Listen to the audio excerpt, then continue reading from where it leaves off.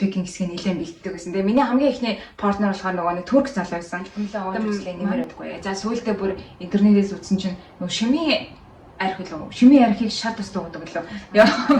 Тэгээд цамцаа тайлсан зэв. Цамцаа тайлахаараа би ингээд дотор ингээд Mac-тай авахгүй бүр ингээд өвөл ингээд тэ анги дотор ингээд Mac-тай хүн ингээд сууж ийн гэдэг чинь бас ингээд жоохон сонио штэ.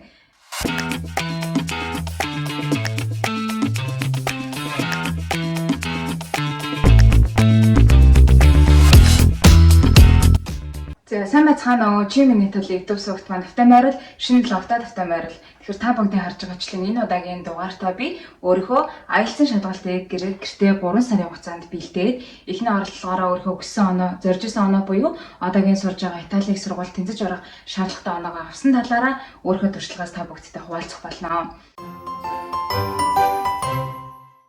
Тэгэхээр энэ бичлэг маань ямар сэдвүүдийг хамрах вэ гэхээр ерөөдөө миний background өмнө нь одоо IELTS-ийн шалгалтанд бэлтгэхээс өмнө миний английн түвшин ямар байсан, яагаад IELTS-ийн шалгалтыг өгөхөр байсан, за одоо бэлдэж байх энэ 3 сарын хугацаанд ямар материал ашиглаж, ямар техникээр одоо шалгалтандаа бэлдэжсэн болон хамгийн сүүлийн хэсэгт нь би одоо яг IELTS-ийн шалгалт өгөхийн өмнөх өдөр болон яг тэр шалгалтаа өгсөн өдрийнхөө experience-ийг бүгдтэй хуваалцахаар ингэж бэлдсэн байгаа. Тийм болохоор миний бичлэгийг дуустал нь үзээрэй. Хэрвээ IELTS-ийн шалгалт өгөхөөр төлөвлөж байгаа эсвэл бэлдэж байгаа бол танд хэрэгтэй tip байж магадгүй. Тийм болохоор дуустал нь үзээрэй. Тэгээд хэрвээ бичлэг маань таалагдвал subscribe дарахаа битгий мартаарай. За ингээд гол яриараа орцгоё. За хамгийн ихний хэсэг буюу ерөөхдөө шалгалтын бэлдэж эхлэхээс өмнө миний англи хэлний түвшин ямархан байсан талаар би та нарыг өөрийнхөө бэкграундыг товчхон дурдж хэлж өгье. За миний долонгууд нийслэлийн одоо 10 жилийн дунд сургуулийг төгссөн. За нийслэл одоо бусад дийлэх Монголд байдаг одоо улсын 10 жилүүд дээлэг адилхан англи хэлийг бол яг ингэж гүнзгийрүүлж 10 жилдээ харахаа үзэж чадаагүй. Тэгээ нэг A1 левелтэй л ерөөхдөө төгссөн байх 10 жилээ англи хэлний. За тэгээд ерөөхдөө шалгалтанд бэлдэж эхлэхээс өмнө IELTS-ийн шалгалтанд бэлдэж эхлэхээс өмнө би 2 удаа англи хэлний сургалтанд сууж исэн байхгүй юу? Амьдралдаа. Тэгэхээр эхнийх нь болохоор 10 жилээ төгсөөд би 1 сарын хугацаатай төвшин ахиулах сургалтанд сууж исэн. Тэр үед A1-ээс A2 левел рүү ахиулах юмсан 1 сарын хугацаатай сургалт байсан. За тэгээ явж байгаад их сургуультаа ороод их сургуулаа төгсөөд эхний ажлаасаа гарцсан байж байгаа үедээ би яг IELTS-ийн 4 сарын хугацаатай бэлтгэлд бас хамрагдаж үзсэн. Энэ сургалтанд би гэхдээ хамгийн гол алдаанд суухаасаа өмнө яг тухайн үед надад яг IELTS-ийн оноог би авснараа яах юм тийм ээ, гадаадд сурах ч юм уу, яах ч юм эсвэл одоо яг ямар орнд руу явах, ямар сургуульд явах гэх мэтчлийн тодорхой зорилгогүйгээр шууд IELTS өгнө гэдэг ингээд бэлдээд ихсэн маань бас хамгийн гол алдаа байсан байлаа одоо бодоход. Тийм учраас яг тодорхой зорилго байгаагүйс учраас яг ингээд заримдаа сургалтандаа суугаад ингээд алтан оног явсараа тэр сургуульд бол бас нэг юм жоохон үр дүнгүй болчихж байгаа юм. Яг ингээд 3 сар л ерөөхдөө хамрагдсан байх. За тэгж явж байгаад finally би 22 оны 2 сард одоо энэ 20 оны 2 сарын 26-нд IELTS-ийн шалгалтаа өгөөд ингээд өөрийнхөө өссөн оноогоо авсан байх нэ. Ингээд нэмээд хэлэхэд миний хувьд болохоор academic IELTS-ийг өгсөн. Яагаад тэгэхээр би их сургуульд одоо мастрын зэрэгээр суралцахаар төлөвлөж исэн учраас academic IELTS-ийг өгсөн. Дээрэс нь би уламжлалт буюу цаасын хэлбэрээр IELTS-аа өгсөн байгаа. Тэгээд 3 сарын хугацаанд ерөнхийдөө бэлдсэн та бүгдийг харж байгаачлан тэгээд миний эхний оролдлого байсан. Тэгээд би 6.5 оноо авсан. Listening, speaking хоёр дээрээ 7, writing дээр 6, тэгээд reading дээр 6.5 он авсан байгаа. Тэгэхээр яагаад IELTS-ийн шалгалтыг өгөхөөр болсон бэ буюу одоо миний turning point юу байсан бэ гэхээр ерөөхдөө яг 21 оны сүүлээр ерөөхдөө одоо хийжсэн ажилласаа гараад за ер нь их сургуульд одоо би их сургууль бакалавра төгссөн байсан учраас мастрын зэрэгээр ер нь одоо гадаадд сурах гэдэг одоо нэг зорилгоо биелүүлэх хэрэгтэй юм байна. Одоо яг цаг нь юм байна гэд сэтгэж болоодаад тэгээд 11 сарын би сүүлээр IELTS-ийн шалгалтандаа бүртгүүлсэн. Биш 11 сард IELTS-ийн шалгалтандаа бүртгүүлсэн. Тэгээд 2 сарын 22 оны 2 сарын 26 буюу яг миний шалгалтанд бэлтгэж бүртгүүлсэн өдрөөс хойш надад ерөөхдөө 3 сар гарны хугацаа байсан. За шалгалтандаа бэлдснийхээ дараа ерөөхдөө миний хамгийн ихний бодол юу байсан бэ гэхээр өөрөө гэрээрээ бэлдээд тэгээ шалгалтаа өгчөө гэж бодсон байхгүй. Тэрнээ зөндөө одоо интернетээр дүр IELTS-ийн одоо зөвлөгөө мэдээлэл сурах бичүүд байгаа учраас тэр одоо free source-ыг ашиглаад өөрөө одоо бэлдээ гэж бодож исэн боловч бүртгүүлсний дараагаар 1 сар би яг одоо өөрөө гэртээ бэлдсэн байхгүй. Ингээд одоо интернетээр номнууд олоод тэрэн дээрээсээ ажиллаад ингээд бичлэг үзээд гэхдээ яг юм хаяада жоохон одоо гарч ордог ч юм уу ингээд яг фокуслж болж чаддаг байхгүй эхний 1 сартаа. За тэгээ явж байгаа. За ер нь бол надад нэг юм гайданс хэрэгтэй юм байна. гэж бодоод байж захтай зэрэгцээд би Facebook дээр нэг онлайн сургалтын зар харсан IELTS-ийн сургалт. Тэгээд онлайнаар орон 8-7 хоног юм сургалтын зар хараад тэгээд тэр сургалтанд бүртгүүлсэн. Тэр сургалт болохоор 12 сарын 20-нд эхлээд 2 сарын дундуур дууссан. Тийм. Тэгээд өглөө болгоно. Гэхдээ хамгийн давуу тал нь хэд хэдэн давуу тал байгаа тэр сургалтын өглөөдөө ордог ус нэг 7-оос илүү 6 өнгөрөөгөөд ингээд нэлээд эрт ордог байсан учраас эрсээр хэрэгтэй болчихж байгаа юм. Тэгээд явгууд ингээд өдөржингөө сургалтаас суусныхаа дараа өдөржингөө надад ингээд чөлөөт цаг гараад тэгээд тэр хугацаанд би ингээд бэлдэх боломжтой болчихж байгаа байхгүй юу. Нэгдүгээр хоёрдугаар миний сургалтаас олсон хамгийн том давуу тал нь юу вэ гэхээр одоо сургалтанд хамрагдахаас өмнө ийм байсан. Одоо нөгөө интернетээр дөрвөн зөндөө олон ном байгаа шүү дээ. Тиймээс сурагчгүй. Тэгэл яг бүгдээрээ сайн гисэнтэй ингээл аль сурах бичгээс нь би бэлдэж эхлэх нь зөв. Би аль нь надад тохирох юм, аль нь хамгийн сайн гэдэг дээр би ингээд одоо сонгож чадахгүй айгүй хугацаа зарцуулсан байхгүй юу. Тэгэл бүгд талынх одоо хамгийн сайн юм шиг санагдал те. Бүгдийг нь хийхгүй бол болохгүй юм шиг санагдаад жоохон төөрөлдөжсэн сурах материалууд дээрээ. Тэгсэн чинь сургалтын хамрагдаад ихэсэн чинь яг багшийнхаа одоо санал болгосон өгсөн номнуудыг л ингээд хийгээд явахаар чинь хамаагүй амар. Тэгэл за энэ одоо нэгэнт би тэр багшийн сургалт багштай итгээд сургалтанд хамрагдаж байгаа шүү дээ. Тэгэхээр тэр багшийн өөрийн санал болгосон энэ одоо номнуудаар ингээд хийгээд явмод за энэ л хамгийн сайн ном гэдэг ингээд одоо гисэн итгэлтэйгээр би тэр номнуудыг бариад авчиж байгаа байхгүй юу. Тэгээд хийхээр ингээд хамаагүй амар ингээд те олон ном ингээд зэрэгцэж ингээд хойлж эхлүүлэхгүйгээр ерөөсөө л хэд хэдэн номнуудад ингээд фокуслаад ингээд бэлдээд байсан хамгийн том давуу тал байсан.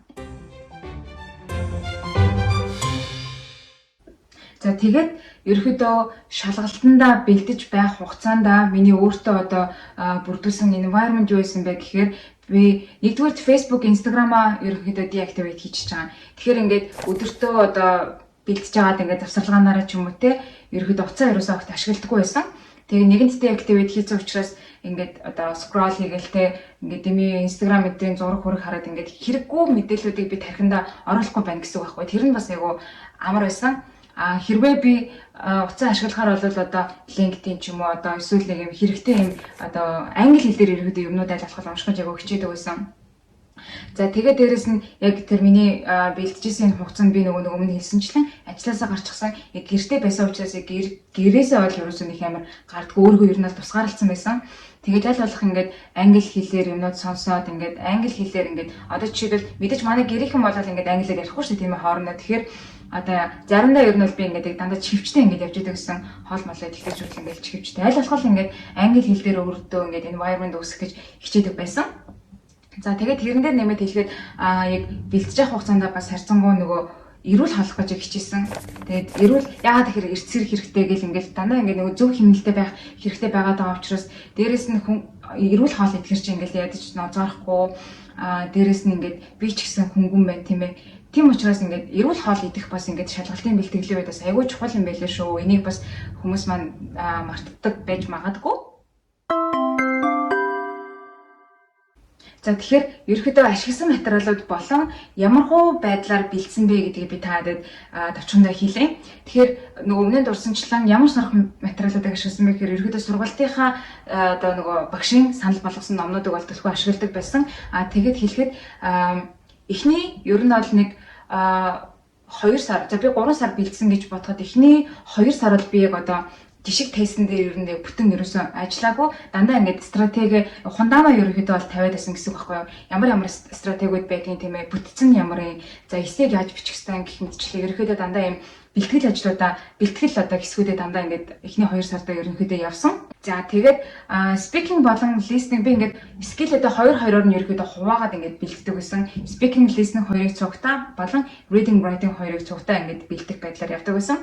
За speaking, listening дээр болохоор ерөнхийдөө би YouTube-ээс English Speaking Success гэдэг юм channel байгаа. Одоо би энд та хэд линкийг харуулчих.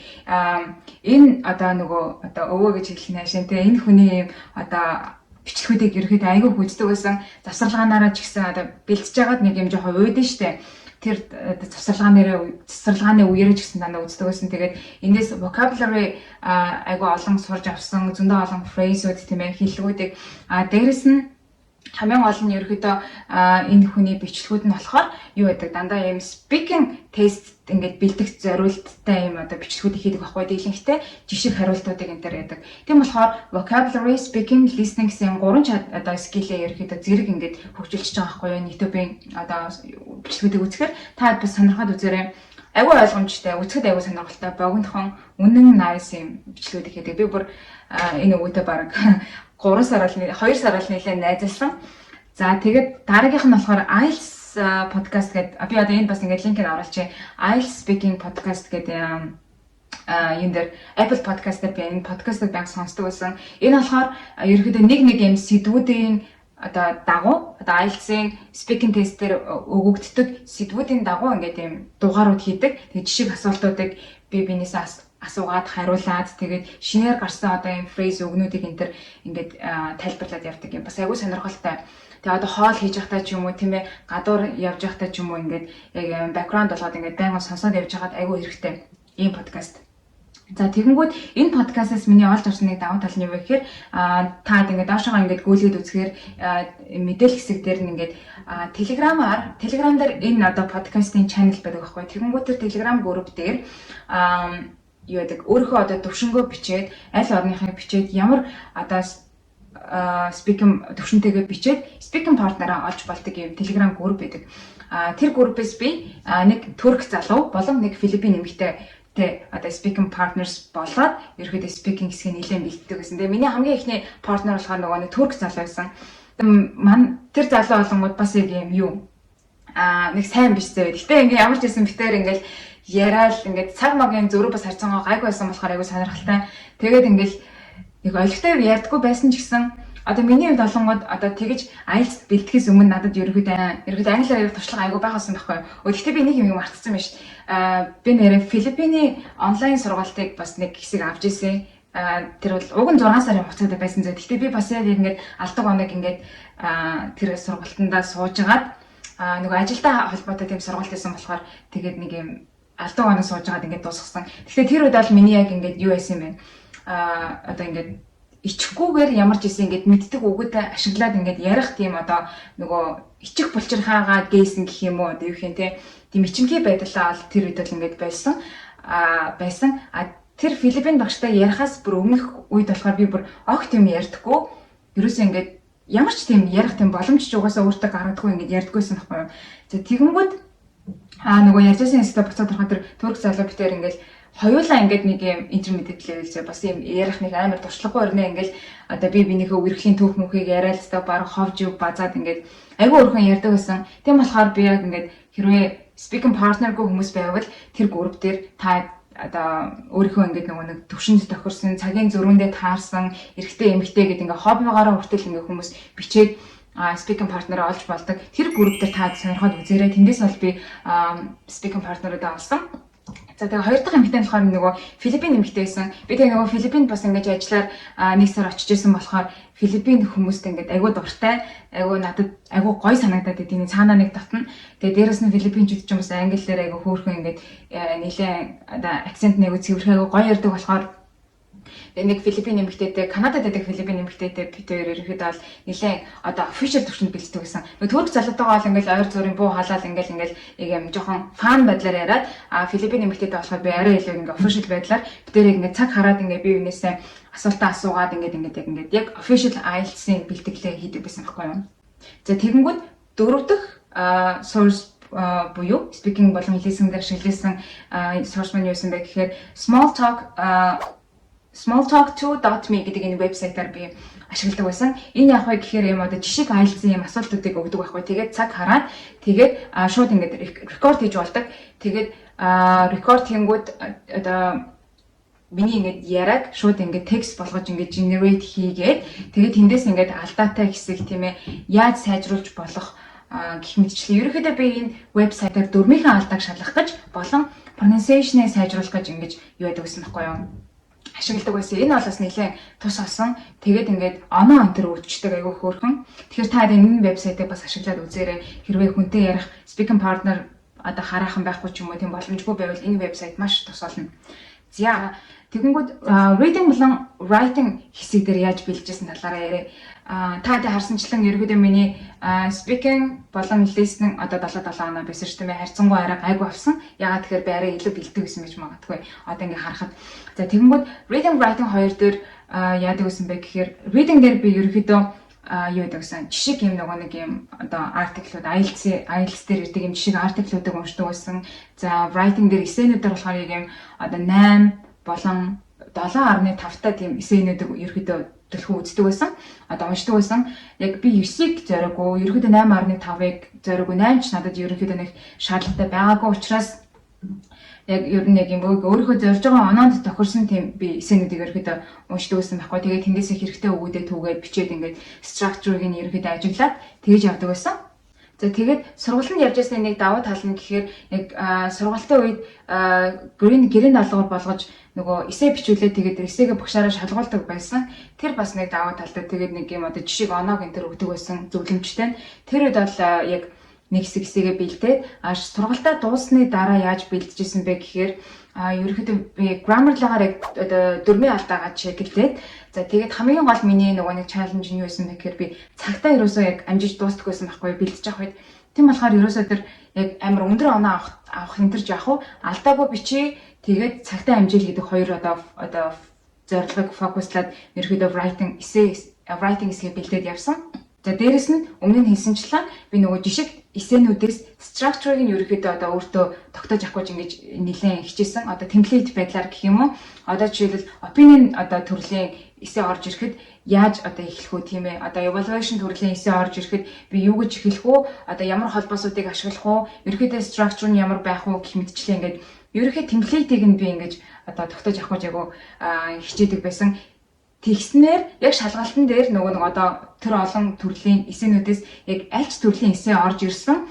Надад ингээд ерөөхдөө заа нэг иймэрхүү темплейтээр бариад явандаа ингэж эхлэндээ тэргээд ингээд нөгөө яг шалгалтын үе дээрээ яаж эхлэх үү, ямар үг ашиглах уу, яаж төгсөх үү гэх мэтчлээ юм зүйлсэд санаа зовхгүйгээр ингээд санаа зовх нь ерөөхдөө харьцангуй багасаад явсан л та тэгж темплейтүүдийг цээжлэх гэж оролцсон. За тэгээд ерөөхдөө reading болон юун дээр writing хэсэг дээр товчдод хэлэхэд reading дээр олвол ерөөхдөө л тестийн артиклуудыг хийдэг байсан. За writing дээр болохоор яадаг гэсэн бэ гэхээр тий сургалтын сууж байгаа үед багшаараа чеклүүлээд сургалтын дараа болохоор өөрөө ерөөсөө цагаа харж агаад ингээд жишг тестээ ажиллаж байхдаа эсэгээ бичээд тэрийгээ дараа нь би ихтэй дандаа гараараа бичдэг гэсэн байхгүй яа тэгэхээр нэгэнт миний нөгөө нэг шалгалт чинь болонгод юу гаш уламжлалт би өөрөө гараараа бичих шаардлагатай учраас компьютер дээр ингээд уг нь шивээд алдаагаа шалгуул хамаагүй амар гэхдээ гараараа бичиж ингэж хэвшээ гэж одоо ботсон учраас би дандаа ингээд бичгийн таснаар гараараа бичдэг гэсэн. Тэгээд тэрийгээ дараа нь компьютер руу текст болгож оруулаад тэрийгээ граммарлагаар дөрмөө шалгаад тэгээд ингэ явдаг гэсэн. Гэтэ яг зарим нөгөө вебсайтууд байдаг шүү дээ юм одоо эсэнд нь ингэж одоо оноо өгдөг. Тэгээд тиймэрхүү вебсайтуудыг бас нэг хэсэг ашигладаг байсан. Нэг тиймэрхүү. За тэгээд өмнө дурдсанчлан ерөөхдөө миний зорж исэн оноо бол яг 6-аас 7-гийн хооронд би бол зорж исэн. Гэхдээ Италийн дэлхийн их сургуулиудад бол англи хэлний хөтөлбөрүүд нь 5.5 оноогоос дээшээ байгаад ерөөхдөө шалгуур хангана гэж үздэг юм байлээ. Гэхдээ энэ бол мэдээж нөгөө хөтөлбөр болон ямар сургуулиас хамаарат өөрөөр байж таарна. Тийм миний хувьд бол ерөөхдөө надад яг 6-аас 6.5 байхад их хангалттай гэж үзчихсэн байхгүй миний хөтөлбөр одоо эсхийг хүсэж исэн хөтөлбөрүүдэд. За тэгээд тий одоо зорж исэн оноогоо авснаар тэгээд Италийн одоо би Италийн Università Udine буюу Udine-гийн их сургууль мастрын зэрэгээр International Marketing Management and Organization гэдэг юм урт нэртэй ингээд англи хэлний хөтөлбөр дээр суралцж байгаа. Энэ бичлэгээ би ерөөхдөө Италид суралцахад өндөр оноо хэрэггүй гэж нэрлэсний гол шалтгаан бол энэ байгаа. Тэгэхээр хэрвээ Итали хэлс одоо бүр эхнээс нь ингээд сурахад одоо цаг хугацааны үед одоо боломжгүй байвал эсвэл яг одоогийн одоо өөрийнхөө авсан оноогоор ч эсвэл англи хэллээ одоо байгаа төвшнөөсөө бэлдээд оноогоо аваад ингээд одоо айлгуулах хурдан хугацаанд явхаар гадаадд сурахаар төлөвлөж байгаа бол Италийн талаар сонирхоод үзээрэй гэж би таадаг зөвлөмөр байна. Ерөнхийдөө бол англи хэл дээр Италид сурахад бол одоо маш боломжийн одоо сонголтуудын нэг гэж одоо боломжийн гэдэг нь одоо юу вэ гэхээр санхүүгийн хувьд за дээрэс нь одоо шалгуурын хувьд сургууль хэсэг шалгуурчтай тийм ээ 6.5 гэдэг бол учиргүй өндөр оноо биш. Тийм болохоор ерөөхдөө дундаж төвшөндөө хүн 3 сар одоо начиг төвшөнтэй байсан хүн бол 3 сар ингээд бэлтгэхэд өсөн оноогоо авах боломжтой гэдэг чинь та нар ч гэсэн ингээд авах боломжтой гэсэн үг. Дээрэс нь би зөндөө олон энэ бичлэгүүдээр дурдсан тийм ээ. Италийн тэтгэлийн шалгуурууд бол маш харьцангуй амархан байдаг. Тийм болохоор та Италийн талаар хэрвээ бодож үзэж байгаагүй, судалж үзег бол судлаад үзээрэй гэж зөв гэсэн. Тэгэхээр миний хамгийн гол ойлгосон зүйл нь болохоор хараа юм байсан. Ерөөсөө одоо англи хэлийг сурна гэдэг нь яг 4 скиллийг тийм ээ унших, ярих, сонсох, бичих гэсэн үндсэн 4 чадварыг зэрэг ингэж авч явж ээж, зэрэг ингэж хөгжүүлж ээж ерөөхдөө хүний үндсэн төвшин ингэж актив байна гэдгийг л эдгээрүүд ингэж ойлгосон. Яагаад тэгэхээр өмнө дандаа ингэж сургалтанд яваад идэг гэсэн дандаа ингэж дөрмээр нүдүүлэл ингэж одоо дүрм уншихаар ингэж яг сонсгоо игэлтэй хизээч бид нар ингэж ойлгохтой ярьдаг байсан. Тэгэнгүүт ярианы скил нэг ингээл ярианы одоо хэсэг ингээд амар доогуур байгаа дангууд үндсэн левел ерөөсөө ахиж чаддгүй юм байна гэдгийг би одоо яг ойлгож байгаа байхгүй юу. Яагаад тэгэхээр IELTS-ийн энэ хугацаанд ингээд IELTS-ийн бэлтгэлийн хугацаанд яг 4 скиллээ ингээд бүгднийг нугасаа тэнцэн авч явж ич би өөрөө өгсөн оног авах гэдэг байгаа шүү дээ тийм ээ. Тэгээ бэлтсэний ачаар яг IELTS-ийн шалгалтын дараа бол би ингээд хамаагүй ингээд ярьдаг болсон байсан байхгүй юу. Одоо нөгөө түрк залуу мал одоо нөгөө партнер speaking партнеруудтайгаа бүр ингээд хов базаад бүр ингээд инээж өхрөөдөө юм найзууд болох жок хийгээд ингээд найзууд болох хэмжээний ингээд яг төвшөнтэй болсон байсан. Тэр нь бол маш авууштай.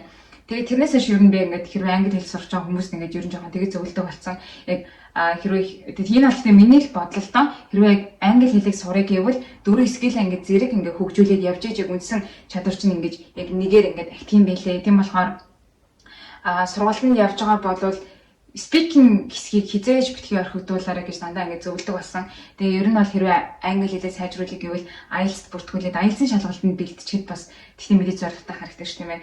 IELTS-ийн шалгалтанд бүртгүүлж бэлтгэх юм бол айгүй хурдан үр дүнтэй байх магадaltaй байна гэж би ойлгосон.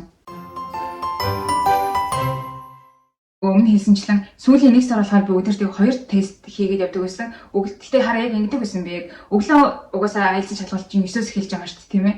Тэгэнгүүт яг ингээд өглөө 9-өөс 9 гэхэд би яг ингээд нөгөө жинхэнэ яг шалгалтын дээр байгаа юм шигээр яг ингээд өөргөө ингээд одоо төсөөлөөд тэгээ ингээд ширээн дээрээ суугаад 9 гэхэд бэлэн байгаа. Яг цагаа хараад ингээд яг унших нөгөө яг дараалалаар нь одоо тэгэхээр яг дарааллыг нь мартчихжээ. Яг дараалалаар нь ингээд нөгөө нэг унших, сонсох, бичих гээд ингээд хийгээд тэгээд хамгийн сүүлд нь болохоор speaking-ний болохоор саний нөгөө нэг вебсайтн дээр би хийдэг гэсэн. Хэрвээ нөгөө speaking партнерууд маань хэрвээ цаг нь таарч явал яг ингээд speaking хийгээд яг ингээд нөгөө бодит IELTS-ийн шалгалтын яг нөгөө нэг хугацаанд нь ингэж тааруулж ингэж бэлддэг байсан. Тэгээ эхний тестээ дуусчаад өдрөө хоолоо идчихэд тест мэдээж шалгацж байгаа штэ шалгаад тэгээ өдрөө хоолоо идээд тэгээ өдөөс хойшоо болонгууд ингээ 2 дахь тестээ дахиад эхэлдэг гэсэн 3 мөр үеэр би эхэлдэг гэсэн баха.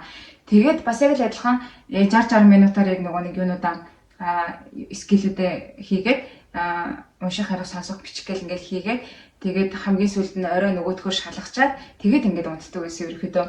Тэгээ хамгийн гол нь яг миний гол фокус юу байсан бэ гэхээр яг бодит яг шалгалтаа өгж байгаа юм шигээр ингээд өөрийгөө ингэж мэдэрч дундуур нь ямар ч ингэж сатаарахгүйгээр тийм ээ гэрийнхэн одоо өрөөнд орж ирсэн ч гэсэн ингээд юм ярихгүй ч юм уу тийм аль болох ингээд бодит ингээд шалгалтан дээр байгаа юм шигээр би ингээд өөрийгөө төсөөлж тийм environment-ыг бүрдүүлэх гэж аягүй хичээж исэн. За тэгээд хамгийн хэцүү хэсэг нь болохоор миний болохоор нөгөө нэг listening-ийн map type-ний тийм question гэсэн. Би ч одоо монголоор хүртэл ингээд нэг юм хүн баруун тишээ зүүн тишээ тийш яваад гингүүд ингээд нэг юм газар зүйн баримжиж жоохон муу болохоор тэр тал дээр миний тарих жоохон айгу ажиллагаа муутай болохоор ингээд монголоор хүн ингээд зөв чиг тайлбарлахад хүртэл би ингээд ойлгоход айгу хэцүү байдаг байхгүй юу. Тэгэнгүүт тэрийг ингээд англиар ингээд listening test-эн дээр ингээд яг ингээд хийхэд жоохон хэцүү байсан. Тийм болохоор тэрэн дээр би ер нь нэг л жоохон хэцүү байгаа мэн гэдгээ ойлгоод тэр хэсэг тэр одоо нөгөө нэг төрлийн асуултууд дээр бол харьцангуй илүү төлхөө бэлдэж бэлдсэн. Тэгээд яг тэрний ачаар бас яг листинг дээр тэр асуулт орж ирэхэд ер нь бол харьцангуй айгүй тайван алдаагүй хийсэн байхаа гэж би бодож байна. За тэгэнгүүт сүүлийн нөгөө нэг одоо нэг сард нь яасан бэ гэхээр бас яг дандаа би ч нөгөө гэртээ бэлдээд байсан болохоор яг гэртэл ингээл ямар ч чимээ байх вэ, гадны чимээ байх вэ ингээл өөрөөхөө ингээд аягүй тухтай бэлдэж болж байгаа шүү дээ тийм ээ. Гэтэл яг IELTS-ийн шалгалтын дээр яг одоо тийм орчин бүрдэж үгүй ч гэдэг дээр эргэлзэжсэн болохоор нэгдүгээрт жоохон тийм нөгөө айцсаа сандарлаа байхгүй болгоё гэдэг үгнээс би mock тестийг 3 удаа өгч исэн. Тэгээ дээрэс нь бас яг сандралаа дарахаас гадна ерөөдөө ямархуу төвшөнд байгаагаа одоо хэдэн он авах байгаа би ерөөдөө үзэх гэж мок тест өгчээсэн. Тэрэн дээр болохоор аягүй өөр исэн зөө. Бараг 5.5, 6.5, 7.5 авчихсан зөө. Гурлаа шал өөр исэн зөө. Бүр 5.5 авдаг дээр би бүр үнэхээр бүр амар гутарсан зөө. Нэг тийм. Тэгэхээр яг мок тест бол яг ингээд заавал яг бас тийм одоо хантай байх юу гэл юм байлээ л дээ, алдгүй юм байлээ л дээ. Гэтэ яг энэ гурав нөгөө нэг мок тестийн хариу дунджаар нь бодоод үзэхээр яг 6.5-тай 40 гац. Тэгэхээр яг байж болох юм. За тэгээд мок тестээс гадна би өөр бас яаж ингэж нөгөө комфорт зоноос гарахыг хичээж исэн бэ гэхээр кофе шопт би ингээд сүүлийн хэд өдөр нэлээд бэлдсэн. Тэгээд кофе шоп бэлтгэхдээ юутэй чихвчгүйгээл яг ингээд нөгөө тестээ ажиллаж байхдаа хугацаагаа ингээд стэл харсан байгаа штэ. Ингээд чихвчгүйгээл ингээд бэлддэг гэсэн. Тэгээд нөгөө бараа ордог юм байна. Тийм штэ. Тэгээд чихвчгүй бэлдэж байгаа үед болонгод нэлээд угсаа ингээд хэцүү хүмүүс ингээд шуугалтал ингээд амар төвхтэй байсан ч гэсэн тэр үед стил фокусаа алдахгүйгээр юмаа хийж сурах гэж ингээд нэлээд хэдэн өдөр бас ингээд кофе шопт ингээд бэлдсэн. Тэр бас надад айгу нэмэртэй байсан байхаа гэж бодсон. Тэгээд айлцсан шалгалтын дээр бол яг үнэндээ харьцангуй чимээгүй л байсан л та мэдээж кофе шоптай харьцуулахад тэгтэл ингээд хин ч ямар ч чимээ гаргах магадaltaй шүү дээ тийм ээ. Тийм болохоор энэ дээр бас таад маань би бас бодоод үзээрэй гэж хэлмээр байна. Сүүлээсээ буюу ерөөдөө шалгалтын өмнөх өдөр ямар байсан бэ гэхээр ерөөдөө нэлээд олон бичлэгүүд үзсэн л дээ. Бичлэгүүд үзсэн чинь ингээд шалгалтын өмнөх өдөр бол ер нь юм бэлдээд хэрэггүй, тархин амраах хэрэгтэй, дуртай амаа хийх хэрэгтэй, найзуудтайгаа уулзгээд тэгээд тийм болохоор би өмнөх өдөр нь ерөөдөө нэг гадуур гарч найзтайгаа уулзаад хоол мол идсэн бахаа. Тэгээд сормос бас хийлгсэн нөгөө нэг амхандаа уг нь зурган дээр ингээд нэг жоохон хөөрхөн гарчиг гэж ямар ч хэрэгтэй нэ хөөрхөн гарч марах амар илүү юм санаа зовдгансан. За ямар ч байсан зурган дээр хүмүүсийн зураг бүр амар санаа царамадаа харагдаад байдаг болохоор за тийм царамадаа зурагтай болохгүй гэж хичээгээд амхандаа ингээд сормос хийлгсэн. Гэхдээ яг сормос хийлгэж байхдаа ч гэсэн би стил нөгөө нэг подкастаа ингээд нөгөө нэг IELTS подкастыг ингээд сонсоод ингээд хийжсэн. Тий хийлгэж исэн, сормос хийлгэж исэн шүү дээ. Сонсоод хэвтчихсэн. За тэгээд тэгтэл anyway сормосгүйч нүрээ будсан ч будаагүй ч үнэхээр ингээд тэр нүрийг ингээд татчихдаг юм байлаа. Ингээд одоо би энд ингээд зургийг оруулаа. Үнэхээр амар муухай харагд за муухай ч авахтай тэгэл ялчгүй тэгэл царамтай харагддаг юм байлээ.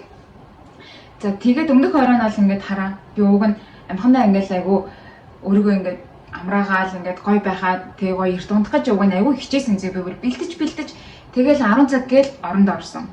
10 цаг гээл ингээл бүх юм чивчмээгүй ингээл амар ингээл бэлдээл ундах гад би 12 цаг хүртэл ингээд хөрөөгөө унтаж чадаагүй зөө 2 цаг. За тэгээд 12 цагаас ер нь унтаж чадахгүй маань тэгэхээр ерөөсөө юм арга хариглаа гээд тэгээд тэр үед чинь би нөгөө нэг оройдоо жоохон нойргуудад юу яадаг болсон байсан маа нэг нойрны юм ч илүү нэг нэмэлт нойрны юм бол биш нойрны нэмэлт бүтээгдэхүүнийг хэрэгэлдэг болсон байсан юм. Ер нь бол нойр сүүлийн үед хэсэгт болж жоохон нойргуудсан байсан мэн угаасаа тэгээд тэр нойрны бэлтгэлээ оож үзлээ нэмэр байдаггүй. За сүүлдээ бүр интернетээс үзсэн чинь шимийн арх үлээ. Шимийн архийг шар тус туудаг лөө. Яа. Тэгээд тэрийг бас хэдэн өдрийн өмнө угаасаа авсан байсан. Шимийн арх мэрх. Тэгээ хэрэг болж магадгүйгээд тэгээ шимийн арх шар тустай уулаа. Ёо би бүр одоо ч амтыг санаж байгаа хүн бүр амар надад л амар муухаасаа тэгээд уулаа байдгүй. Халж байгаа юм зөө. Тэгээ халцсан ингээд. Гэтэл ингээд стил унтаж чаддгүй. Тэгээ зөндөө унтах тийм нөгөө нэг одоо тийм юу лээ тийм дуунууд сонсож байгаа тийм тайвшруулах дуунууд яг баг хүртэл хийсэн байхаа. Тэгээ бүр унтаж чаддгүй нэг өнгөрчихөж байгаа байхгүй. Нэг өнгөрөө хоёр баг өнгөрсөн байхаа. За тэгэл бүр утгаа алдал за би бүр маргааш бүр үнэхээр одоо бүр яана унтаж чадахгүй бол мэдээж би ч маргааш нь өглөө 7 цагаас хэрэгтэй болж байгаа тийм 9 цаг гэхэд тэнд бэлэн байж байгааны тулд тэгээд чинь цагийн өмнө өдөр очдөг байлаа дээ тийм. Би гэхдээ 6 өнгөрөөс сэрнгээ сэрлээ тавьсан байсан байхаа нөр мөрөө бодно мөр гээд тэгэнгүүт ингээд унтаж чадахгүй бол яана гэдэг ингээ айц үсэд эхэлж байгаа байхгүй юу. Хэрвээ олигтой унтаж чадахгүй бол миний тарих маргааш олигтой ажиллаж чадахгүй тэгээ өсөн оноогоо авч чадахгүй ингээд бүх юм ингээд шатараалаад ингээд миний нойрноос ингээ хамаарах гэдэг. Тийш тэгж жаад яасан гэхээр би ингээд гинт ингээд миний надад тал вайн байгааг санаад тэгээд вайна юу байсан бэ тийм. Вайна биш үү халааж уугаад тэг вайн халааж байгаа тэг халаахгүй бас ингэж жоох хуусан баха. Тэр тал вайны дуусалуу ялаасан санахгүй байна. Ямар ч байсан. Тэгэл ингээд халааж угаал ингээд жоохон ингээд халаад ингээд тайвшраад Мэдгүй зүгээр маань миний сүүлийн арга надад туслана гэж бодсон байсан болоод ч тэр үү мэдгүй. Ямар ч гэсэн би тэгээд унтсан байдаг. Тэгээд тэрийг ингээ унтснаа би ингээд ерөөсөө мдээгүй. Тэгээ өглөө миний сэрхэд миний хамгийн ингээд юу байсан бодлоо. Анх удаага би тэгж бодож үзсэн зэ ингээд өглөөний миний хамгийн ихний бодол ингээд өглөө ингээд нүдэн нэгмэдэ би унтсан биш ямар гоё гэж бодсон зэ бүр жихнээсээ тэгэхээр чи би унтаад ингээд хитэн цагаа нойр авсан гэхээр чи одоо миний тарих бол ингээд нормалны ажиллана гэсэн. Тэгээд ингээд би шалгалтаа гайгүй тайван хийж болно гэсэн. Ерөн за би өнөөдөр за болчихжээ. Би яг яачжээ гэж бодсон байхгүй юу? Тийм тэгээд жоохон нөгөө positive ингээд mindset тэгээд ингээд шалгалт руугаа очсон надад амар гоё байсан бас амар тухтай байсан өөрийгөө бүр ингээд унтаад нэг хэдэн цагийн нөгөө нойр хөдөлтэй байсан болохоор тэр үедээ ямар ч надад бүр ингээд айгуу гоё санагдчихсэн. Тэр бол нэлээд бас надад confidence нэмсэн баха. За тэгээд яг урд нь ингээд хүмүүсээс ингээд сонсож хахад надад ер нь бол би нэг 7 юм уу 6.5 авах хэрэгтэй байгаа. За яг 6-аас ер нь бол 7 хоног би яг зорж ирсэн. Тэгмээд ингээд хүмүүст ингээд хэлэнгүүд эхний оролдлогоор хүмүүс ер нь нэг бас яг оноогоо авдаггүй штэ ер нь юм 5.5 авдаг штэ тэгээд тэгсэн ч гэсэн зүгээр мөгөр гэж зөндөө хэлжсэн болохоор би яг ингээд жоохон айжсан байхгүй эхний оролдлого дээрээ тэгээд надад яг угаасаа хангалттай цагч байгаагүй дээрэс нь дахиад одоо IELTS тэр чинь 600 дэлөө те дахиад зарцуулах мөнгө ч байгаагүй тэгэл зүгээр л миний эхний бөгөөд одоо сүүлийн их хайшин те энэ оролдлогоор би яг хүссэн оноогоо л аавна гэдэг угаасаа зорьсон байсан өөр надад chance байхгүйгээд тэгээд зорьсон байсан болохоор яг арай илүү нөгөө нэг юм pressure буюу дарамттай байсан байж магадгүй дарамт үүссэн байж магадгүй тийм за тэгээд шалгалтын үеэр болохоор харьцангуй тийм юу байсан ямар байсан бэ гэхээр бүх юм айгуу гоё ингээд зохион байгуулалттай гоё байсан. Тэгээд анги бол мэдээж айгуу чимээгүй байсан. Хинэл тэгэл миний одоо тэр кофе шоп бэлтжижсэн шигтэй амар чимээ гарахавтай. Тийм чимээгүй харьцангуй байсан. Гэхдээ гимэн би нөгөө өвөл өгсөн. Тэг яаж яах нөгөө хамгийн ард ингээд хаарны хажуу суудсан чинь амар халуун байсан заяа бүр ингээд араас ингээд төөнөд болтгоо.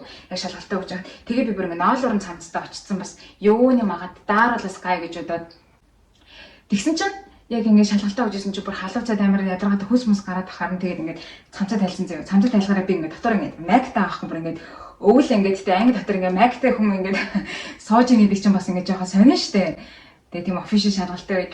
Тэгтээ тэгэл ингээд цамцаа тайлсан чи ингээд тэр миний хажуу суужсэн залуу бүр ингээд тэгтээ амар сонин хараагүй тэгтээ ер нь жоохон ингээд юу хийгээд байгаа хөөрэй гэж шийдээ юу хийгээд байгаа юм бол гэсэн янз намайг айгу харсан тэгэл үзэлээ хүмүүний харах чи яг уу мэдээч тэр нөгөө нэг шалгалт авч байгаа багш намайг чи хувцас тайлж болохгүй гэхгүй штэ хэдий тийм одоо тийм зохистой юм бол биш байсан ч гэсэн тэгэл за ямар ч гэсэн гоё духтай байх нь л зөв тэгээд юу гэж бодно who cares гэж бодоод ингээд цамцаа тайлж байгаа. Гэсэн чинь ингээд тэлээ бариад болтгүй. Тэлээ нэг төвхтэй санагдал тэлээгээ тавилаад тавьчихж байгаа ингээд ширээнийхээ хажууд заяа өгөрё. Тэгээ баг гутлаа тайллаа байлаа. Сүүлдээ амар халуун байсан болохоор хүл мөлөөрөө халуузаа тэгээ гутлаа тайлаад би бүр зүгээр амар бүр ингээд үнэн таавараа тухтай суусан заяа. Гэтэ хүмүүс жоохон харах юм бол бүдүүлэг ингэж хэлж болохоор байсан ч гэсэн тэгэл эцэст ингээд айгу чухал момент учраас тэгэл одоо яах вэ те. Тэгээд тэр хажуугийн залууг бодохоор л би жоохон анхаарлыг жоохон сарниусан баха ингээд яг хувцаа байн тайлбар бүр ингээд жоохон ядаргаатай те. Гэхдээ anyways тэгээд ямар ч гэсэн ингээл дараалалаараа ингээд юмнууд ингээл яагаад. Тэгээ би яг ингээд надад төржсэн мэдрэмж гэвэл айгу тайван байсан зэ харьцангуй яг би тэрийг яг шалгалтын дээр байгаа юм шигээр өөртөө юм нөгөө нэг юм environment-уудыг үүсгээд хэд удаа mock test энэ төр өгөөд ингээд харьцангуй айдас ингээд гайгүй байсан бага байсан болохоор харьцангуй тайван тест өгсөн гэж бодчих чинь тэгээд ингээд ямар ч гэсэн хамгийн сүүлд нь юу гэдэг вэ reading гэдэг лөө хамгийн сүүлийн task дуусгаад ямар ч ингээд за гайгүй хаа гэж бодсон. Тэгээд speaking дээр болохоор нэг Монгол багш таарсан. Тэгээд speaking гэсэн нэг амар сүртэй байгаагүй. Тэгээд асуултад асуувал тэгээд ингээд харуулгал тэгээд юм байсан. За тэгээд ерөөдөө туршлагаа ярихад бол нэг иймэрхүү байна. Дундуур нь би нэрээ флаш карт ашиглаж шинэ үгүүдээ сурж ирсэн юм байна. За тэр ч яг угаасаа хүн болгон хийж байгаа ах тийм ээ. Тэгээд та хэд бас ингээд өөрсдөө шалгалтын үеэр ч юм уу IELTS шалгалтын өмнөх юм сонирхолтой хөгжилтэй түүх байвал бас энэ коммент дээр хуваалцаарай. Тэгээд өөр IELTS-тай холбоотой асуух зүйлс байвал мэдээж надаас чөлөөтэй асууж болно. Гэхдээ би мэдээж одоо мундаг одоо 9-8 энэ одоо хүүхдэд зөндөө авч байгаа шүү дээ. Тийм биш учраас бас яг юм 6.5 авахд авахар зорж байгаа бөгөөд асуулт байвал надаас асуугаарай.